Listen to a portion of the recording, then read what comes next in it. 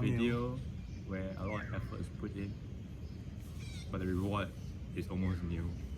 Hey, maybe it goes viral. Memories follow me left and right. I can feel you over here, I can feel you over here. You take up every corner of my mind. What you gonna And that's do? where it is. Oh, today. And that's what are we doing today? I don't know. We're on this godforsaken land. Exactly, we're currently at Botanics. Whose idea was it? Yeah, we're supposed to film a video here, but we couldn't find a place at Bee's Knees just now. It was too crowded. So now we're finding like an alternative place. And does do you have anything to say? Field camp, let's go. Field camp, let's go. Field camp, yes, field camp. That is... Oh my gosh. It's a bit weird. So, hello everyone, welcome back to another vlog. I believe you have seen this guy before. He appeared in one of my previous video, meeting the president video. Yeah, you can check it out also. And yeah, maybe just an official introduction of myself since I haven't done it before. I'm Marcus, an incoming student at NUS Data Science, and I'll be staying at RC4. And I'm Anders, incoming student going to CHS, undecided major, so I'll be staying at Cinnamon College. Mr. NUS College. I don't think anyone has done this like video before, so we hope to give our honest opinion regarding this CS1010X, and hopefully it will be useful to you guys before you matriculate next year. Okay, so what is CS1010X? So basically there are different variations of CS1010 modules in NUS. For instance, CS1010S for CHS and business analytics students, 1010E for engineering students, CS1010J for information system students, as well as CS1101, which is being taught in JavaScript for CS students. You are allowed to use CS1010X to replace any of these core modules in the event that it's part of your core curriculum. However, CS1010X is not applicable for information system students. I don't know why, but yeah, just that information system students cannot use this module to replace CS1010J, whereas for other students, you are allowed to do so. RIP. Yeah. RIP, info system students. So what do you learn in CS1010X? Well, you learn a variety of stuff, to be honest. High order functions, syntax of Python, object-oriented programming, OOP, and so much more. And for our batch, we also learn about Java, basic introduction to Java. Oh yeah, we learn a bit of Java. Yeah, so basically it was just all meshed up. And yeah, so actually we all got offered this module roughly in around September and October period. An email was sent to us to ask us whether we wanted to take up the module, which started in around the first week of January. Yeah, so if you really have a NUS offer in like your second year of national service, right, you will receive this email like what Anders said around September or October, whereby you can start to register as seen in this like email. There are roughly 100 spots for this module, so you can, I'm not sure if it's first come first serve, but you can just register ASAP if you're interested. Yeah, our batch was roughly about 100-ish students around there. Yeah, 100-ish. And along the way, there are people who dropped out. So I think altogether there were about 80 plus. Really? Okay, high Around there. 80s or low 80 plus, 90s, plus, yeah, plus. around there. But they tried their best to max out at 100 plus. Mm. This is what our professor said. Just to clarify again, this is only applicable to NSF. Like yeah, when you are already in army, then once you have an NUS offer, you'll receive the email. If not, for the females, I don't think you'll receive this email because it's part of the iBLOC program, iBLOC. Yeah. Next question, what is the schedule like? The entire duration of this CS10X module is basically from January until June? June, yeah, until mid-June. So from the first week of January until mid-March, when you have your midterms, right, lessons are once a week. Every Thursday or Saturday from 8 p.m. to 9:30 p.m. It will basically be night lessons. And after midterms, right, there will be two physical lessons. We had two physical lessons after midterms from March to June, which is every Thursday or Saturday also. You can choose either one of the slots. Earliest time slot starts from 2 p.m. and the latest one ends at around 9 p.m. So yeah, it's kind of a longer day since there are like two lessons. One recitation and another one is tutorial. For those who are wondering, recitation is just an extension of lectures, whereas tutorials is Practice questions and everything. application questions, etc. These are just general guidelines for our year, but it might change for next year also because of the COVID restriction, right? And each year there may be a different professor who's taking it also. So, Oh, yeah, it may vary between professors, how they conduct the course. It's kind of sad that lessons will happen at night because there are those people who only ORD in like April or May. They also don't want to interfere with their NS schedule. That's why they host most of their lessons at night. Yeah, I had some classmates also who, during the initial part from January to March, they were still in camp. Then like whenever there was like Zoom meetings at like Thursday night, then they'll be like on their laptop. Then because supposedly you must on your camera because the professor wants you on the camera, but they'll be like, so sorry, I'm in my camp right now, my bunk. I cannot switch on camera because no in-camp video allowed. Yeah, it's a bit hardcore lah, but I mean, most of them did survive in the end. I think, yeah. So it's possible. The next question. How is the module like and what is the workload? The entire module is being run on coursemology, and there are a few sections to it, such as lecture videos, which are OT, trainings, tutorials, missions, extra practices, past year papers, as well as a forum for you to ask questions and discuss problem sets with your friends. So how this entire system works is basically for every so-called assignment that you do on coursemology, you will gain EXP to level up.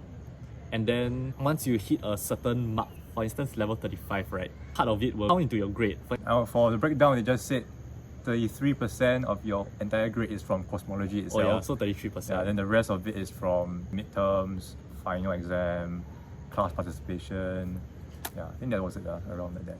Yeah, so actually coursemology takes up quite a big weightage for this module. So how is the workload like? Like how many hours do you spend on like missions every week? Missions are application of what you have learned into like the different problem sets, which is like quite a high workload to be honest. So how much time do you roughly spend on this?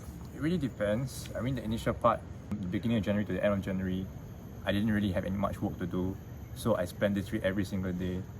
But some missions will literally take a few days, to be very honest. But even the professor said also, some of the missions that he tried himself, he took like maybe a couple of days to complete the mission. So that's probably the intensity and the difficulty of it. And based on like the introduction by the TAs and stuff, I think the average time that people take per mission, okay, not average time, but the number of hours you spend on this module per week is around 6 to 8 hours, depending on how familiar you are with Python. So yeah, that would be a rough gauge that we can give as of now. About this module, right, you will be assigned like one teaching assistant, TA, which is basically your senior who has taken this module the year before you and did well enough to be a TA. So yeah, he'll be there to answer your queries and stuff, but he will not give you the answers directly. So that's what a TA does. Okay, so what are the pros and cons of taking this CS1010X module? To contextualize some stuff, right, after you finish your finals, etc., and get your final grade, you have 3 options. So the 3 options are, you can either ignore the grade and retake this module when you matriculate with the rest of your peers. The second option is to map over the grade and count it towards your cap, assuming that you get a decent grade and you want to keep. And the third option is to map the grade over to your official NUS curriculum and SU it at the end of year 1. Mapping over basically means officially registering this course as part of your 160 MCs that you have to take. You won't have to do this module again in NUS. So that's what mapping over means. So what are some of the pros and cons? Well, one good thing is that you get a card early, right? You matriculate early in a way, so you get that student card and everything. You can go and use it, like to go to the ERC, which is the Education Resource Center, use the study rooms, even go to the central library as well, right? Use the gym if you want to. So basically you get to enjoy all the student benefits with the card itself earlier than your peers who want to matriculate in August. We made full use of like the gyms, basically the entire like all the NUS facilities, although it's not that much, but yeah, we just like also familiarize ourselves with the NUS environment, I guess, before August when we matriculate. So that's one of the benefits. Yeah. Another, sorry for the audio, there are kids behind. So another benefit is that because most people say that the workload for CS1010X is significantly higher than other modules, right? So if you were to do this now, you'll be able to spread out the workload over 6 months instead of the usual 4 months in in an official semester. So yeah, that's one consideration also. The third benefit is I think this module will help you unlock CS2030 and CS2040 during special term, which is from May to July concurrently with your CS1010X. It ultimately depends on the special term mods which are being released that year. So for instance, last year, CS1010X students are allowed to take CS2030 and CS2040. However, this year, CS2030 is not released. Yeah, it wasn't released, and there's only 2040 for special term. Yeah, so if you are interested, you can also sign up for these 2K modules when you are taking CS1010X. Okay, the next benefit is assuming that you are choosing to map over your grades into NUS, right? Since you don't need to take this module anymore during your first semester, you are allowed to bid for other modules that requires this module as a prerequisite. If you don't take CS like 2030, CS 2040 in special term, you can also apply it during Sem 1 together with your seniors and not your peers. Yeah, since you already did the prerequisite mod, which is CS1010X. The last benefit is, even if you don't do well, right, you can just drop the mod completely. So you just don't map the grade over, yeah, and just start afresh in uni. These are the benefits. So it seems like there's nothing to lose, to be very honest. Yeah. Just do. Okay, moving on. So since there are benefits, there should be some costs also, right? So what are some of like the disadvantages of taking CS1010X? Money fly away. Oh yes, the money. 800 plus that you have to pay is not included in your official curriculum. You have to pay extra. Yeah, you have to pay an additional 800 plus to 900 just to take this module.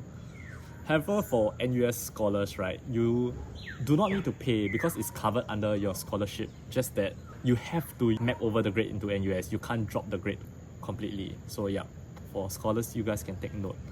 Another disadvantage is you sacrifice some time like grinding missions while your friends are all having fun. Yeah. I mean, if you're smart, then okay, don't need to spend so much time. True. But if you're just an average person, then yeah, you spend maybe quite some time to complete all those missions and everything. And the final disadvantage is it clashes with a few of the camps. For instance, for this year, right, to prioritize our time between studying for finals or going for the hall engagement camp, FSC or SCAM. SCAMP, not SCAM or SCAM. Oh yeah, SCAM, like the name of the orientations. So basically, yeah, we had to weigh our options. I know there are a few of my batchmates who just went ahead with the orientations 1 or 2 days before finals, but yeah, it ultimately depends on what you prioritize. Yeah, it might clash with a few of the orientations when you take this module. So take note. Next up is, what is our experience taking this module? So do you want to start off? Well, from my experience, well, like just now I said, from the beginning of January to the end of January, I was still jobless in a way. So I just spent my time doing the missions and everything. Managed to finish not most of it, but the required amount even before the deadline. But once I did my internship, I had to juggle between like work and studying. So it kind of clashed a bit and resulted in me not really studying that much, right? Because I had to juggle in between.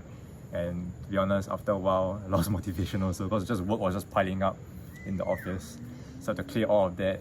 And once I cleared all of that, by the time I cleared all of that, it was really the end of the week, right? And maybe the deadline for that particular assignment is drawing closer and closer and closer. So I had limited time to complete all the missions and assignments, which resulted in me, not doing that well for the midterms and everything. Yeah, I was able to relate with Anders quite a bit also because at the start of the year, if you've seen my previous vlog, I was also doing an internship, a full-time internship at HTX. So every day, right, when you go home, you're already very shagged, and the fact that you still have to grind missions, watch lectures, etc., it might take a toll on yourself. Like, I remember during that period, I was sleeping at like 3 or 4 a.m. every day because I like my research stuff on top of this like assignments also. Like, I'm not smart enough to finish it within a few minutes like some of my coursemate, but yeah. So normally I'll take a few days to finish it also. And sometimes if you're damn tired and you just toh, right, then like what Anders said, your work will just pile up, and then you have to chill during weekends and stuff also.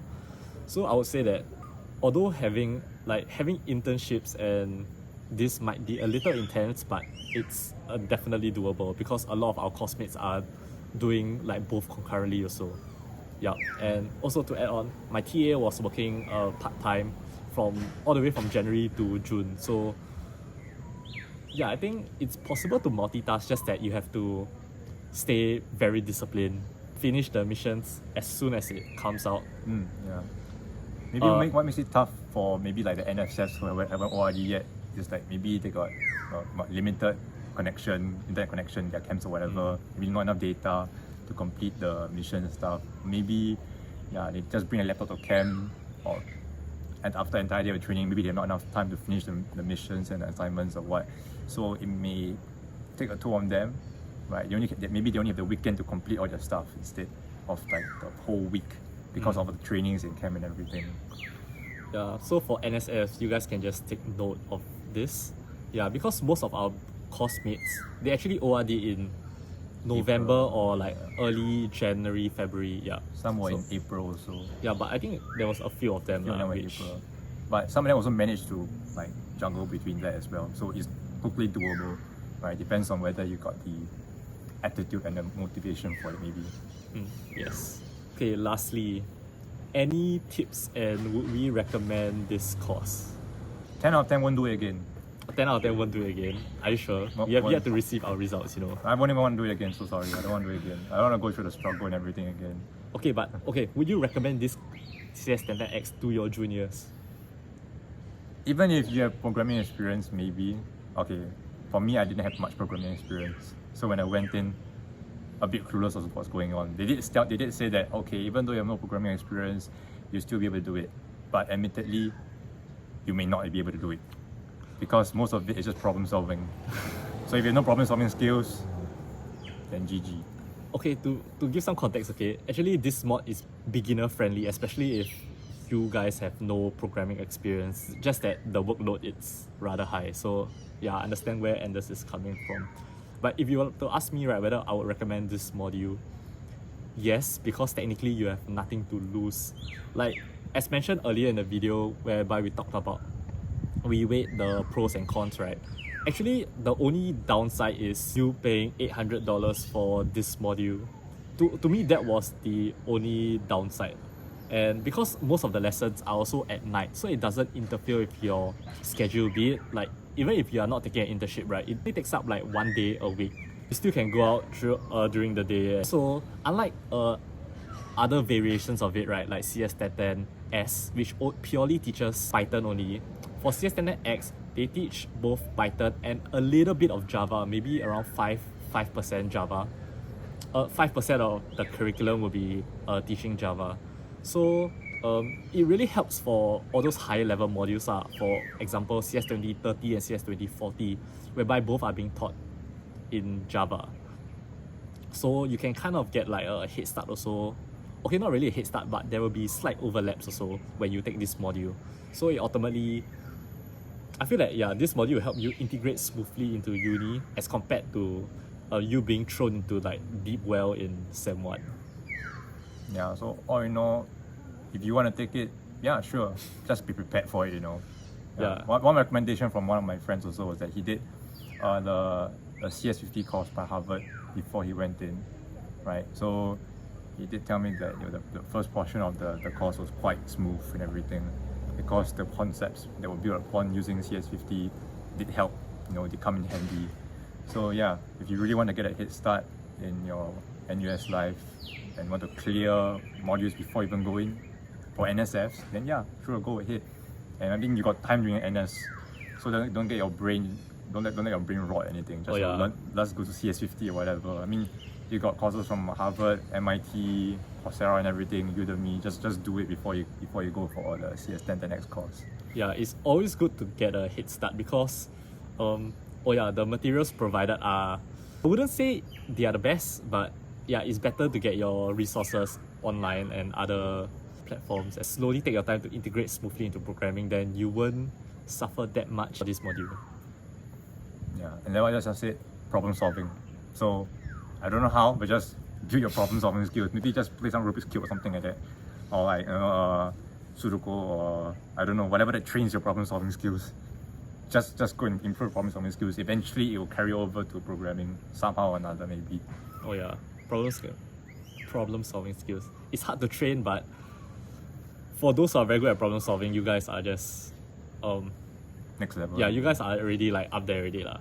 So that's all for this video. So these are some things that we wish we knew before starting this module. So hopefully everything in this video will be useful for you all. And yeah, if you have any questions, just feel free to leave them down in the comments below, and I'll reply to your comments. Yeah. Oh, every single one. Yeah, I've been replying to every single one of my comments. Wow. The Yeah, dedication of this YouTuber. So stay tuned for future vlogs, maybe a moving vlog next month. Yeah. Okay, bye. Stays with me